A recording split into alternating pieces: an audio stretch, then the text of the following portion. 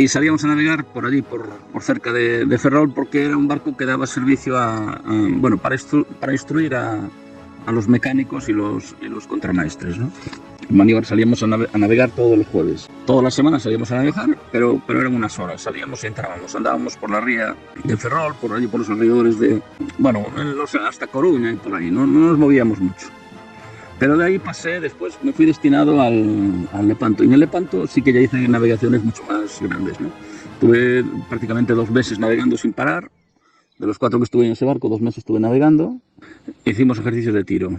Pero bueno, ahí no me di cuenta de nada. ¿Por qué? Porque yo estaba siempre metido en la radio, porque un destructor es un barco bastante grande y digamos que todos los servicios, por así decirlo, están separados. La radio está por un lado, el CC está por otro, la sala de máquinas por otro, está todo separado.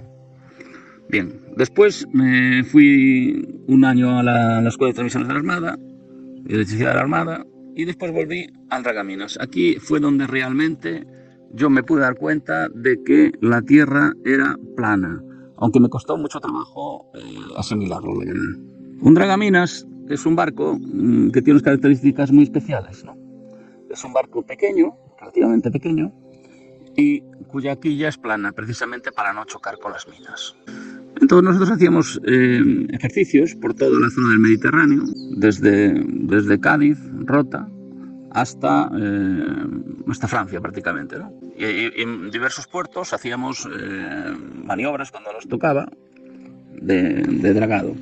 Venía un minador, plantaba una serie de minas, que solían ser como 6 o algo así, a la entrada del puerto, en los alrededores, y después veníamos la flotilla de dragaminas y teníamos que descubrir dichas minas y dragar, vamos.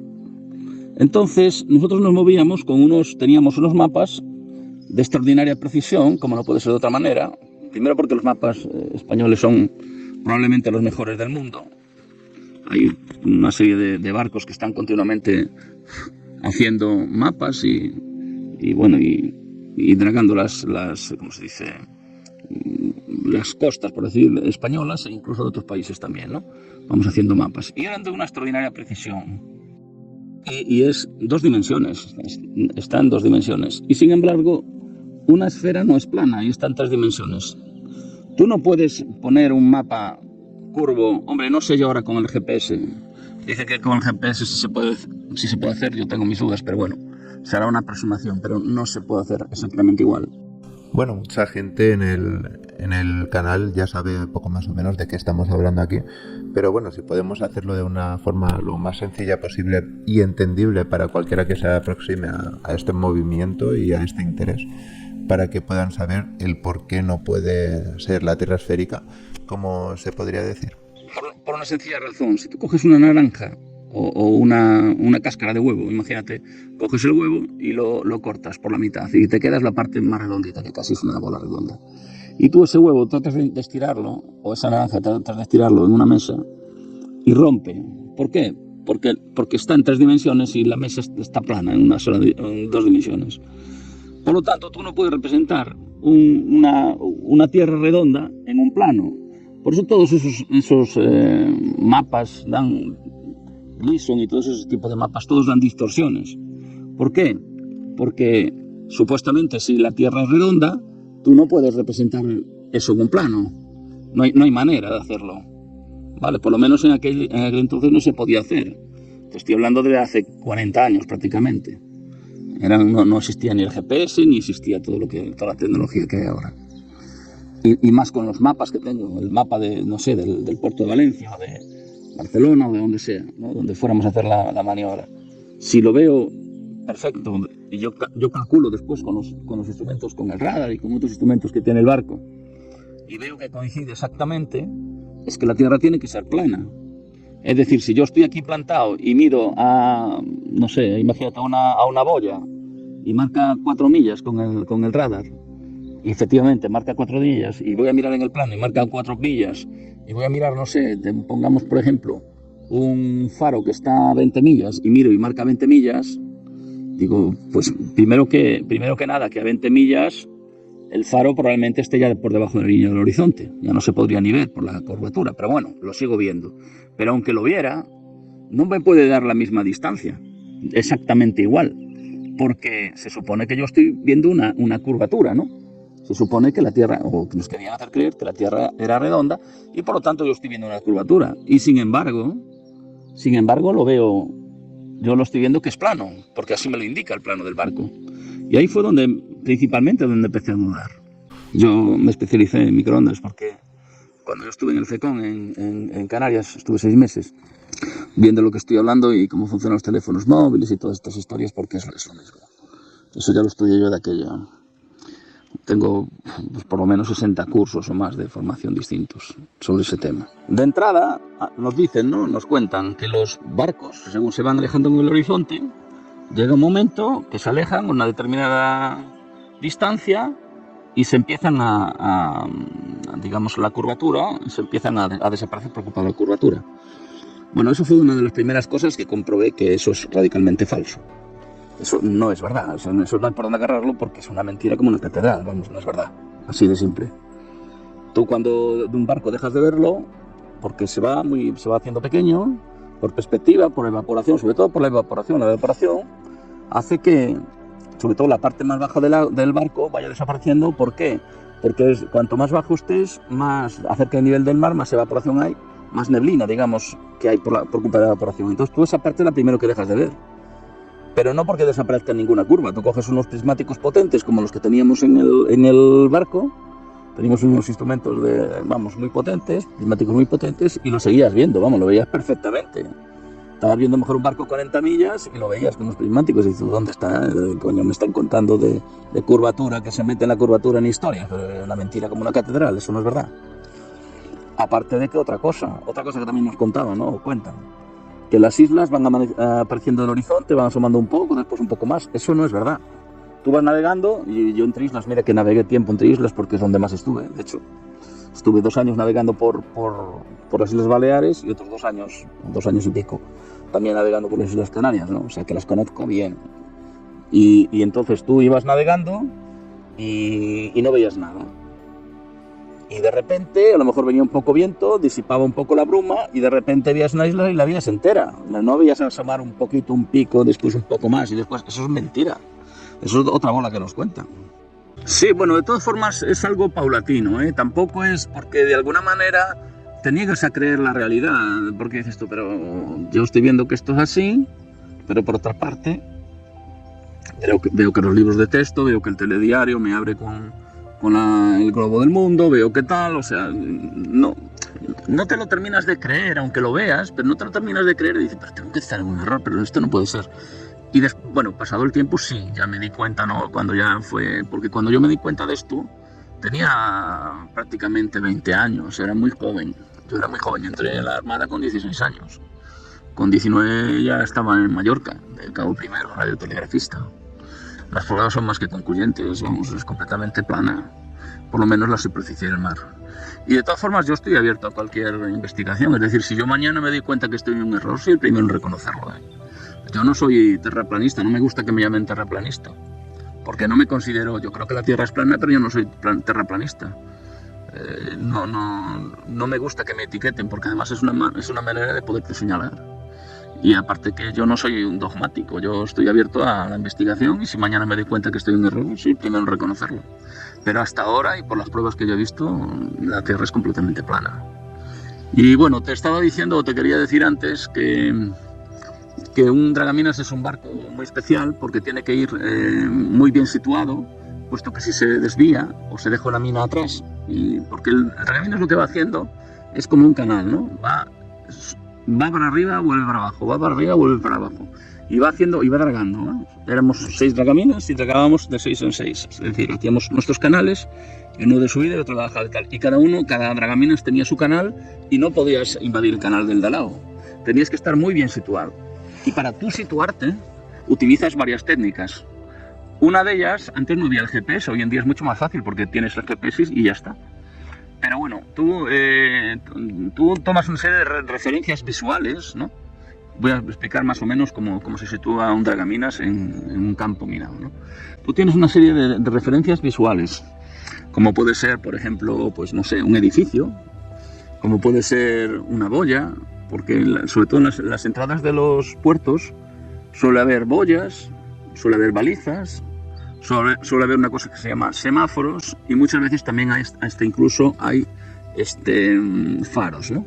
Y todos esos son puntos de referencia. Aparte de eso, en la costa, cada cierta distancia hay lo que se llama la milla, ¿no?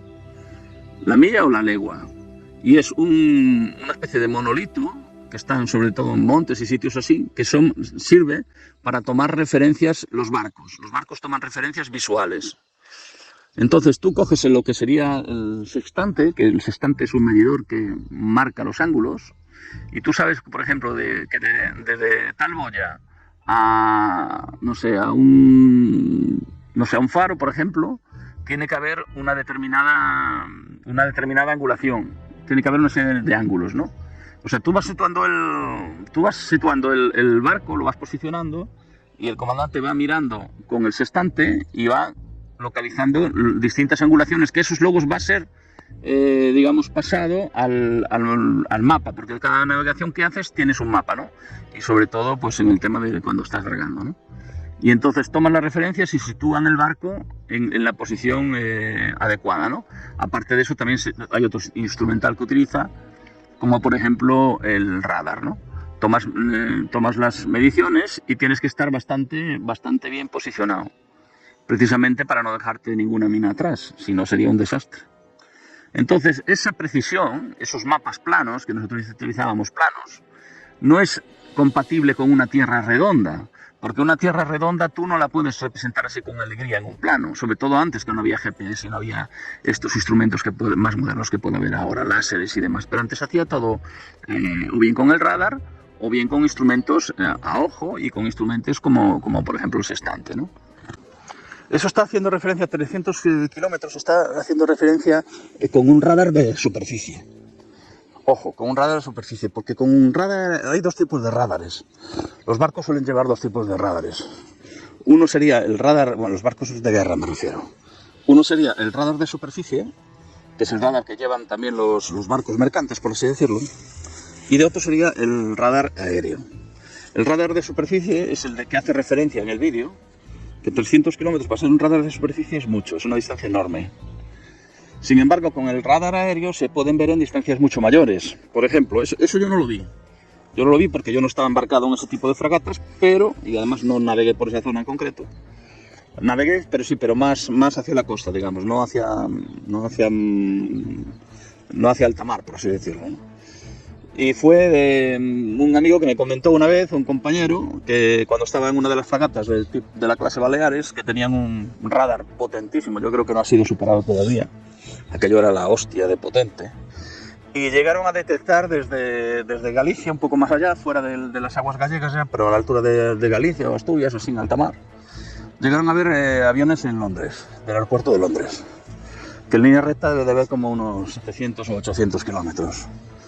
Pero estamos hablando de radar aéreo, de estar detectando aviones. El radar que hablaste tú ahí, o que hablaba el militar se está refiriendo a un radar de superficie. Los radares de superficie tienen un alcance menor, pero un radar del otro tipo, sí, a 700 kilómetros puede ver, sí puede ser. Y de hecho, si hacemos caso de algunos tipos de misiles que tienen, por ejemplo, unos aviones rusos, que dicen que tienen un misil que te lo puede lanzar un avión a 2.000 kilómetros. Es decir, 2.000 kilómetros, estamos hablando ya que estaría probablemente 700 kilómetros o por ahí de curvatura, aproximadamente, creo recordar, que te hablo de memoria. No sé si ahora mismo son 300 kilómetros, 300 y pico kilómetros o 700 y pico kilómetros. Bueno, en todo caso, a 2.000 kilómetros de distancia, un avión, ¿cómo va a haber un blanco? Es decir, sin una tierra curva. Sería algo absolutamente imposible. Y si hacemos caso de los datos que nos dan los radares de alerta temprana de los rusos, chinos y norteamericanos, según ellos dicen, estos datos los dan ellos, que tienen radares que tienen un alcance de 2.400 kilómetros e incluso más. Y ya me contarás tú, en una tierra curva, cómo va a haber un radar que puede detectar un blanco a 2.400, 2.700 kilómetros. Y sin embargo, parece ser que sí los detectan. Por lo tanto, de tierra curva nada, eso es una memez de tontería. no hay por dónde sujetarlo. Es muy sencillo. Y cualquiera que haya manejado instrumental de precisión de un barco de guerra o de un avión se da cuenta de que lo que yo digo es cierto, es verdad. Y es así, por eso es tan importante y por eso doy mi testimonio. Lo de los telémetros es muy interesante porque los telémetros utilizan siempre cálculos trigonométricos y es sobre un plano, no hay ninguna curva que valga. Entonces un barco acorazado que dispara a 35 kilómetros de distancia, ¿entiendes? O incluso más, pues lo hace sobre una superficie plana, no puede hacerlo sobre una superficie curva, porque los cálculos serían distintos, ¿entiendes? Ese es el tema. Es decir, si yo hago una línea recta, desde una perspectiva no curva, digamos, tiene una longitud, pero si esa misma línea va sobre una superficie curva, tiene otra longitud y los cálculos necesariamente tendrían que ser diferentes. Cosas de esas fue las que yo soy un tío muy observador y muy listo, por cierto, porque hay que ser listo para darse cuenta de estas cosas con 20 años. Pero sí, yo me fijaba en estas cosas y cosas aún más complejas. Y otra cosa que también es que niega la existencia de ningún efecto Coriolis sería precisamente eso, el telémetro.